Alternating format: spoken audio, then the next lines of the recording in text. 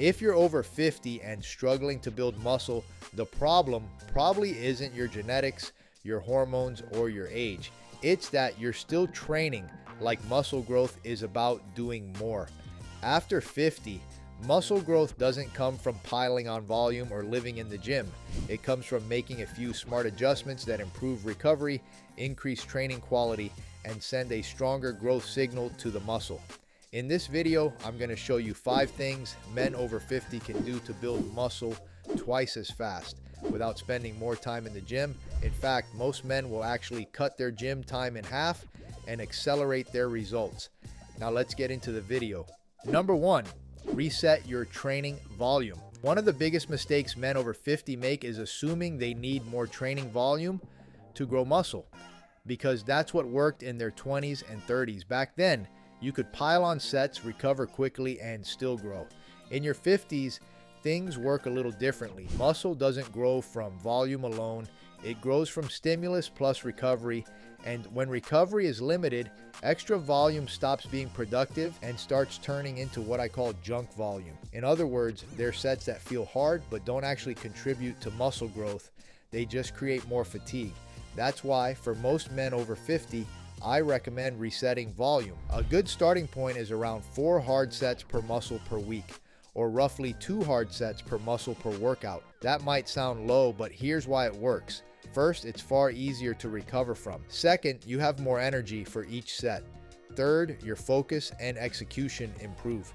And fourth, you dramatically reduce the wear and tear on your joints and connective tissue. And there's another benefit most guys don't expect. When you know you only have 2 real sets instead of 6, you tend to push those sets harder, and that leads directly into the next step, because when volume comes down, effort has to go up. Number 2, train close to failure. Training close to failure does not mean sloppy reps, cheating the weight up, or grinding every set until something hurts. What it does mean is stopping a set with 1 or 2 reps left in the tank. That's the sweet spot. This matters because training close to failure increases mechanical tension, which is the primary driver of muscle growth. It also forces your body to recruit higher threshold motor units, the muscle fibers that actually have the greatest growth potential. In simple terms, you get more muscle building stimulus per set, and this becomes even more important as you age. As we get older, we deal with anabolic resistance, meaning the muscle needs a stronger signal to grow. Easy sets don't provide that signal. Moderate effort doesn't either. You don't overcome anabolic resistance by doing more sets. You overcome it by making the sets you do actually count. A simple rule to keep yourself honest is this: for compound lifts, push your sets to the point where you could have done no more than 2 more reps. That means gun to head, 3 more reps would be impossible. For isolation lifts, you can get closer to failure. Say 1 rep left in the tank. You'll know you're pushing hard enough when doing any more than around 4 sets per muscle seems extreme. Number 3, eat at least 30 grams of protein per meal. Once you're training correctly, the next step is making sure your body can actually respond to that training. And this is where protein timing becomes more important as you get older. As we age, we develop what's called anabolic resistance. That simply means muscle protein synthesis becomes less sensitive. In practical terms, smaller protein meals no longer flip the muscle building switch the way they did in our 20s and 30s. You need a larger protein dose per meal to get the same signal. That's why I recommend aiming for 30 to 40 grams of protein per meal. When you do that across 3 to 5 meals per day, a few things happen automatically. First, you're far more likely to fully stimulate muscle protein synthesis at each meal. Second, hitting your total daily protein becomes much easier without obsessing over numbers. And third, you support recovery between training sessions, which matters more than ever with higher effort training. This doesn't need to be complicated.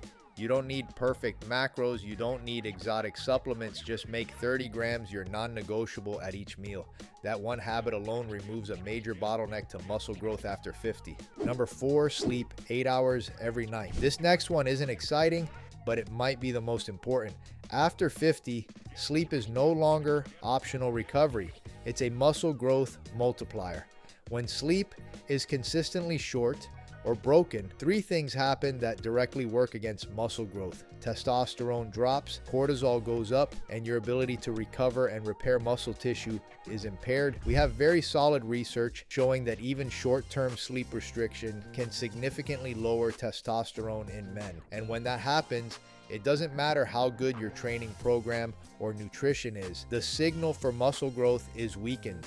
This is why a lot of men feel like they're doing everything right but still not progressing. They're training hard, they're eating enough protein, but they're trying to build muscle on 6 hours of sleep, and that simply doesn't work after 50. You can't out-train bad sleep. If your goal is to build muscle faster, 8 hours needs to be the target, not the exception. Number 5, focus on 1 to 2 muscle groups. The final piece is where a lot of men over 50 get frustrated because they are making progress, but they can't see it. The problem is that full body muscle gains are slow and subtle when recovery is limited. Even when you're training correctly, eating enough protein, and sleeping well, the changes can feel almost invisible.